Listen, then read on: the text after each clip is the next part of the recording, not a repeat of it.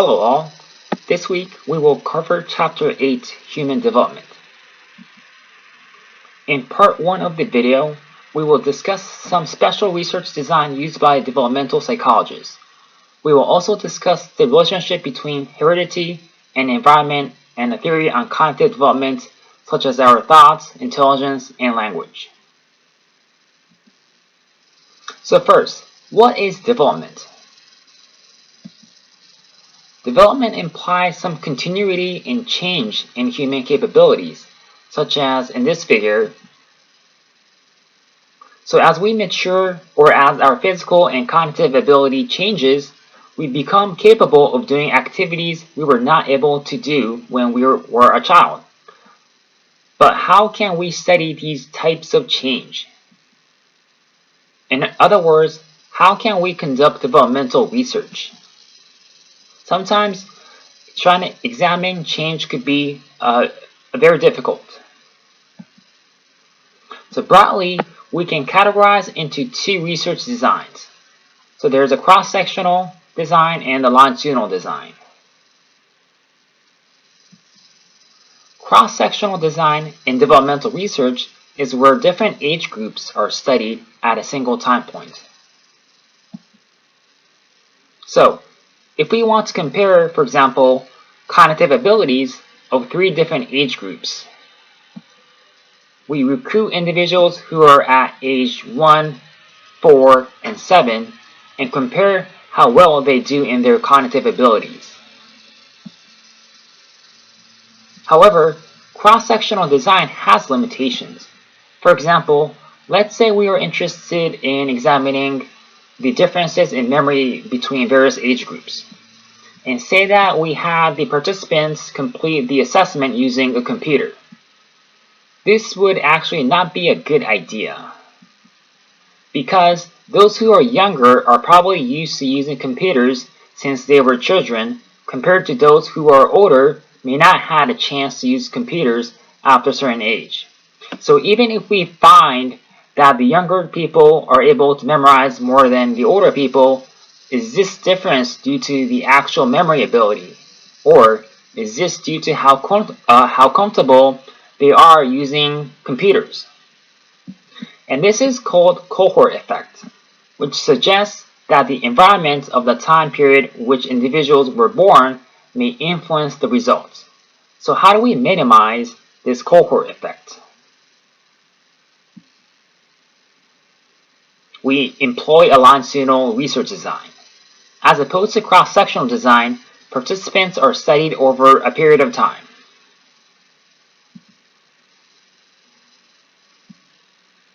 So those tested at time 1 will be followed up again at time 2, and then again at time 3.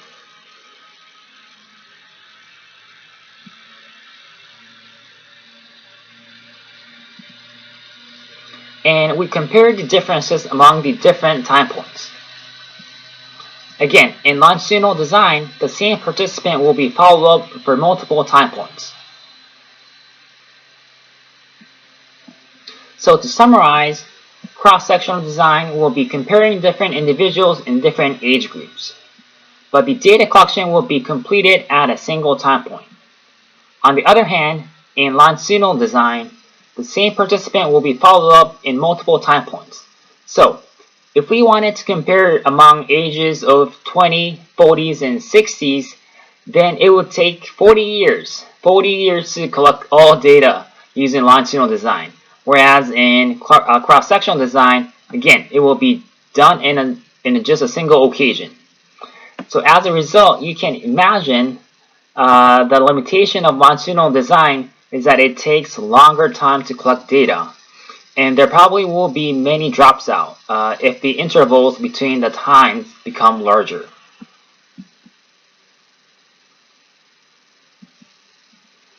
So one of the big question in developmental psychology is, are our behaviors, skills, abilities, are they inherited or are they acquired?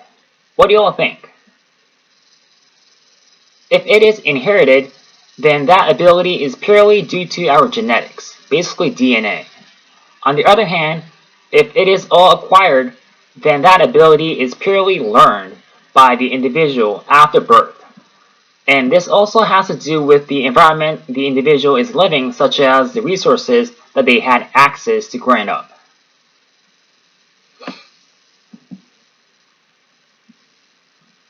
In developmental psychology, we call this the debate of nature versus nurture. Nature is basically the influence of biological inherited characteristics, whereas nurture is the influence of the environmental and social factors and experiences. But we kind of believe that it is a combination of both, meaning that in explaining an individual's certain ability, there probably are influence of both genetics and environmental and social factors. So for example, there is a disorder called PKU, which is really rare in the United States, affecting about 1 in 10,000 or 15,000 newborns each year. And if untreated, PKU can lead to intellectual disabilities or behavior problems or mental disorders. And the reason why I'm talking about PKU is that this is an inherited disorder, so basically caused by nature. However, but as long as an individual with PKU stick to a specific diet, the prognosis can be very different. For example, preventing intellectual disabilities and other health problems.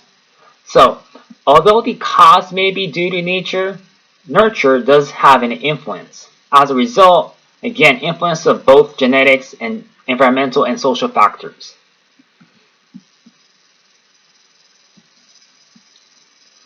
So, do you remember these 7 different approaches we covered in Chapter 1? Of these 7 different approaches in psychology, which one of these is most in line with nature? It should be fairly easy, as nature is all about genetics. The answer is biological. And which one of these is most in line with nurture? There may be multiple answers for this one, but because nurture was saying that our behavior and ability are learned, what does that remind you of?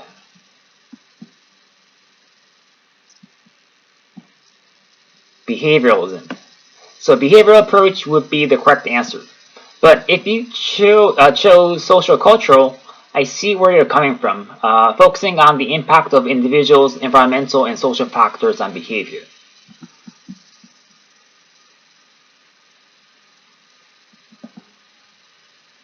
So next, we will discuss about cognitive development.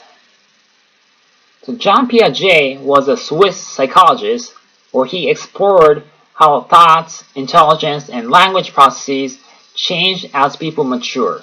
And he's well known especially for his work on child development. So that's him in the picture. So Piaget broke development of cognitive abilities into 4 different stages. So there's sensory motor, pre-operational, concrete operational, and formal operational stage. And as you can see, the age categories for each stage, the focus has been during the childhood years. And these age range means that this is a period where the children's cognitive development occurs. And after this development happens, then they are able to actually learn different things. So in other words, the development in our brain must occur prior to being able to engage in certain tasks and complex thinking. So this will be quite important to keep in mind, as there are other theories on cognitive development that do not agree with this notion. And we'll talk about one of them in part 2 of the video. But today, we will only focus on Piaget's theory, and we will go over each stage, starting with the sensory motor stage. So, the sensory motor stage is the very first stage of Piaget's theory, beginning from birth until 2 years old. In this stage, a baby will begin to use senses and motor abilities to interact with objects. So have you all had a chance to interact with a baby around this age? If you have, this may be an easy question, and even if you don't, I bet you know. But what is a common classic baby game that you could think of? And there might be multiple, but I think you all know peekaboo, right? So why do you think a baby will laugh if you play peekaboo? That is because a baby do not have what is called object permanence, which is understanding that an object exists even when not in sight. So basically, what this means is that when you do peekaboo, babies will literally think you just disappeared right in front of them. And you just keep on showing up and disappearing out of nowhere. So it's like you have superpower from the perspective of baby.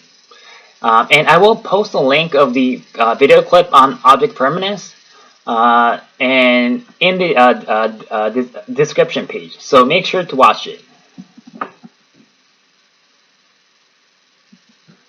So next stage is the pre-operational stage. So during this stage, a child will start to use language as a means of exploring the world. And sometimes, they just don't stop talking too, but that's a whole different story. So have you ever played hide and go seek with the child during this stage? If they're hiding, do you know how they typically hide? So they might hide like this, or this. So what are they doing to hide? I mean, they're trying to cover up their eyes or going to places which, again, they cannot see anything. So basically, they think that if they cannot see you, you cannot see them. I know it is silly and funny, but this is an example of egocentrism,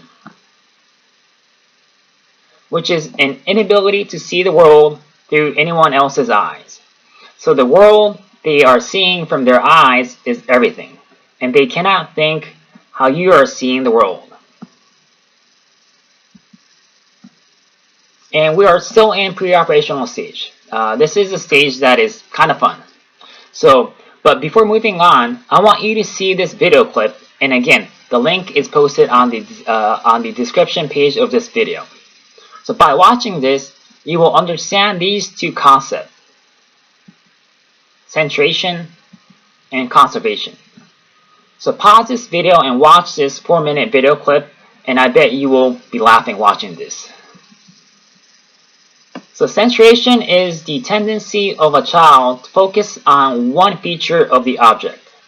So a child in this stage cannot think in a complex manner, integrating two or more pieces of information.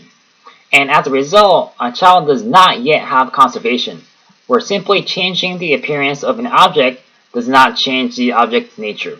So when you ask a child in this stage how many slices of pizza they want to eat, they might say that because they are so hungry, they might ask you to cut the pizza in 12 slices rather than 8, so that they can eat more slices. And of course, we all know that it really doesn't matter how we cut the pizza, but because children in this stage have not yet developed conservation, they believe that they are eating more pizza when you cut the pizza in 12 slices as opposed to 8. So again, really focusing on one piece of information and ignoring the others. The third stage of Piaget's theory is the concrete operation stage.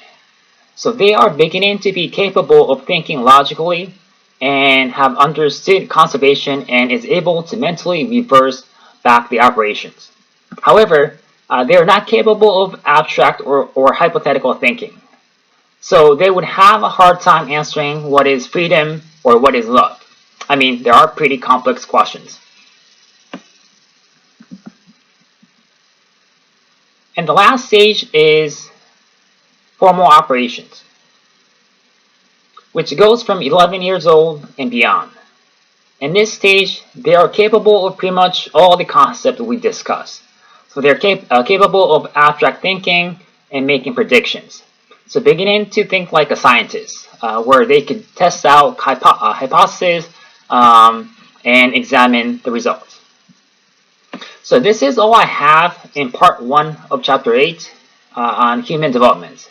And let me know if you have any questions, and I will see you in part 2 of the video. Thanks and take care.